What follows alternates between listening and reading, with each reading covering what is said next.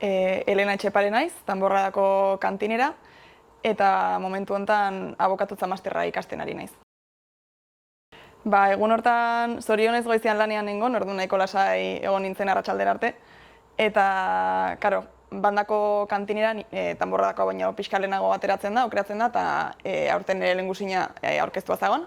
Orduan bere etxean egon ginen berarekin esperoan, familia guztiakin esperoan, zerbait hartzen, eta, egun hori hasi zen niretzako benetan nire lehengusina atera zenean. Hor hasi zen ospakizuna eta ordu bete zeroa edo egon ginen haien etxean ospatzen, eta hortikan ja nire konpainiako aukerak eta itxoitera joan ginen etxera. Eta nik argi neukan nire lagunak eta nire familia horreuki nahi nituela, denun bakarrikan egon nahi. Orduan hor egon ginen etxean itxoiten, eta justo zerbait hartzen nahi nintzen lagunekin salan, eta haiekin hizketan haien lanari buruz ez dakiz eta batean txirrina joan nun, eta esan nun ezin da izan, eta joan nintzen eta bazen. Eta horre egin ziaten galdera, eta Danborradako kantinera izan nahi nun, eta galdera bukatu baino lehen jani nintzen baietz esaten, eta hortikan aurrera ja hor bai ospatu genula behar den bezala. Bai, prestaketak egia esan egun hortan bertan hasi ziren, aukeratuta ordu beteran eramaia deiak egiten ari zen pelukera bilatzeko, modista bilatzeko, ze azkenean Danborradako aukeraketa azkenekoa da.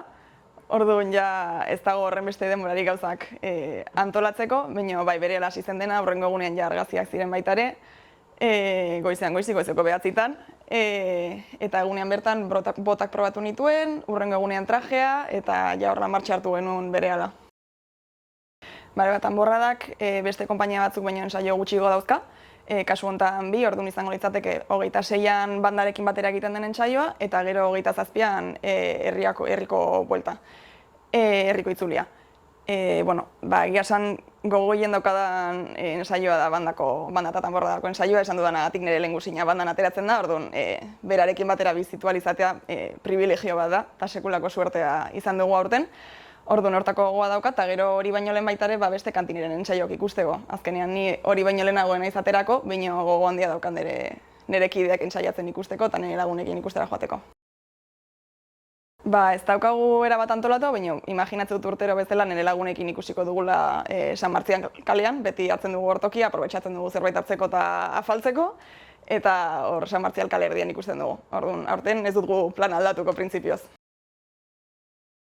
Asko maitu dut urtero ikusten dugu hau baitare normalean Zabaltza plaza inguruan, eta aurten nahiko burdurik nago, ze Danborrada lehenengo konpainia da, ez dut inorre izango nire aurretikan, orduan espero dut dena ondo joatea eta batez ere disfrutatzea, eta nerviok ez gehiagik gaientzea.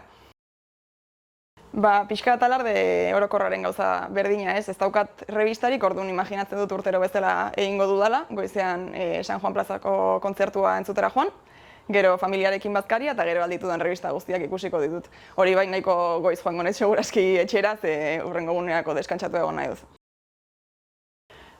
Goiz hortan, oraindik ez dago erabat antolatua, baina imaginatzen dut goizeko ordu bat aterdiak ordubiak aldera jaiki barko naizela, makilladorara joateko, gero pelukera etxera etorriko da, eta gainera kontua da ni San Martzial egunean naizela nire etxetikan ateratzen, Santiago kaletik aterako naiz nire atxona zenaren etxetik. Ordu, horrela mugitzeak ere denbora hartzen du, beraz, lasaitasunarekin jo nahi dugu, goizean goiz jaikiko naiz. Eta, gero baita ere, justa horreko egunen eskatu nien lagun min materietan ere lehengusinari bota jartzen laguntzeko eta orduan haiek egongo dira eta nire ama, printzipioz. Gogo handia daukat arrankada bizitzeko, arrankada bai nire atxarekin egingo dudala, eta gainera nire familiak normalean San Martzial kalean ikusten du, nire osabaize bakan bizi direlako, eta haiek agurtzeko gogo handia daukat. Eta gero hortaz aparte, urtero joaten gera joloa entzutera Jonkaleko plazan, orduan aurten ere beste aldetikan bizitzeko aukera izango du, eta gogo handia daukat horretarako, lehengusin eta lehengusu guztiak elkartzen gera horko eskaileretan elkarrekin bizitzeko.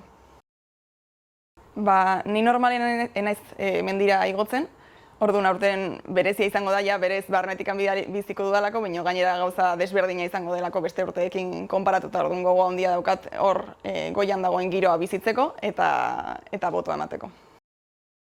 Arratsaldean ja pixka gehiago aldatuko da alboan eramaten dudan pertsona, atxarekin egingo dut parte handi bat, baina nea nahiatan ere mutilarekin ere bai. Eta, imaginatzen dut mundu guztiak esango duela zerbait antzekoa, baina nik kale nagusiko jetxiera bizitzeko gogo handia daukat. Azkeneko urteetan nire lagunekin hor ikusi dut, pixkat beko iskin batean, eta sekulako giroa sortzen da, oso berezia da eta oso emotiboa. Orduan hori beste aldetikan bizitzeko ere gogoa daukat. Segurazki nahiko unkituta eta gainera baita pena handiarekin, seguro. Ze urtero pasatzen da arratsaldea oso azkar, batean ja fajina jotzen ari dira eta ez zera enteratu ere egin, orduan imaginatzen dut aurten oraindik gehiago sumatuko dudala hori. Baina gero baita ere afarirako gogoarekin azkenean lagunak eta familia gonbidatu ditugu alardea eta gero gurekin afaltzera, eta hori horregoteko ere gogo handia daukat. Eskerrik asko. Oso ondo.